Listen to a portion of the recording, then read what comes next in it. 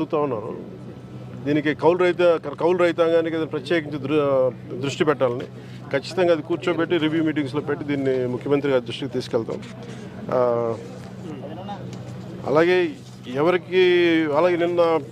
నిన్న నేను ఈ పంచాయత్ రివ్యూ చేయించాను. పంచాయతీ ఉన్నతాధికారులు అందరితో కూడా చేయించినప్పుడు దాదాపు పంచాయతీ శాఖ పరిధిలో, ఇది ఎక్కువ పంచాయతీ శాఖ పరిధిలో ఉన్న గ్రామాలు ఇవన్నీ, దాదాపు 274 కిలోమీటర్ల రహదారులు ఎంటైర్ రాష్ట్రం మొత్తం యాజ్ ఆన్ దెబ్బతిన్నాయని చెప్పారు.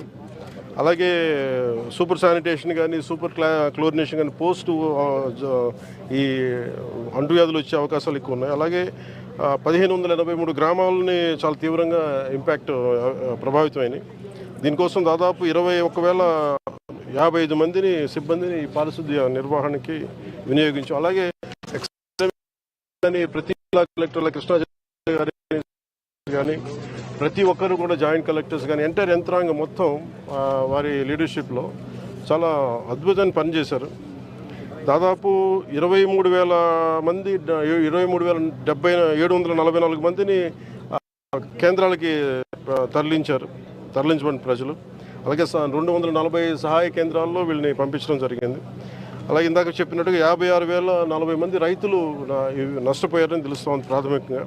ఇది 46,000 హెక్టార్లు పైచులకు. అలాగే ఉద్యాన భూమి ఇందాక కూడా అరటి పంట చూసాం, అది ఒక 1,400 పైచులకు హెక్టార్లో దాదాపు 2,230 రైతులు నష్టపోయారని తెలుస్తూ ఉంది. ఒక దెబ్బతిన్నీళ్ళు ఒక 39, పాక్షిక దెబ్బతిన్నీళ్ళు 489. సో వీటన్నిటికీ కూడా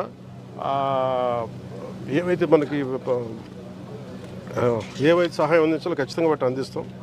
అలాగే యాక్సిడెంట్ జరిగింది, పాపం బైక్లో వస్తే చెట్టు విరిగిపడిపోయినాయి, అధిక రక్తస్రావం చనిపోయిన శ్రీ కోయా సుబ్బారావు గారు, వారి కుటుంబానికి మా ప్రగాఢ సానుభూతిని తెలియజేస్తాం. అలాగే పునరావాస కేంద్రాల్లో ఉన్న వాళ్ళందరికీ కూడా 25 కేజీల బియ్యాన్ని మత్స్యకారులు, చేనేతలకు ప్రత్యేకించి 50 కేజీల బియ్యం వాళ్ళని ముఖ్యమంత్రి గారి ఆధ్వర్యంలో నిర్ణయించింది. అలాగే బియ్యంతో పాటు కావాల్సిన కందిపప్పు కానీ, పామాయిల్, ఉల్లిపాయలు కానీ, బంగాళదుంపలు కానీ, పంచదార కానీ కూటమి ప్రభుత్వం వీటన్నిటిని ఉచితంగా సప్లై చేస్తూ ఉంది. అలాగే శిబిరాల్లో ఉన్న వారికి ఇళ్ళకి వెళ్లే ముందు ఒక్కొక్కరికి 1,000 రూపాయల చొప్పున ఇస్తా ఉన్నాం. ఒక కుటుంబానికి గరిష్టంగా 3,000 ఉంటుంది సార్, 3,000 చెల్లిస్తూ ఉన్నాం. అలాగే పంట నష్టం ఇప్పుడు మేజర్గా ఈరోజు మేము చేసింది ఏంటంటే పంట నష్టం అంచనా ప్రక్రియని సకాలంలో పూర్తి చేయాలని మేమందరం కోరుకుంటా ఉన్నాం. దాన్ని అధికారులందరితో ఒక సమీక్ష జరిపి దీన్ని క్యాబినెట్లో దృష్టిలో పెట్టి, అత్యవసర క్యాబినెట్ అంటూ కూడా దాన్ని ముఖ్యమంత్రి గారి దృష్టికి తీసుకెళ్తాం అందరికి కూడా. అలాగే కేంద్రానికి కూడా ఎంత సహాయం అడగాలి, ఏ స్థాయిలో అడగాలి అనేది కూడా ఒక రిపోర్ట్ వచ్చిన తర్వాత ఖచ్చితంగా అందరూ, బాలశౌరి గారు ఉన్నారు, కన్సర్న్ ఎంపీస్ అందరూ కూడా దీన్ని ముందుకు తీసుకొని తెలియజేసుకున్నారు. Thank you. అలాగే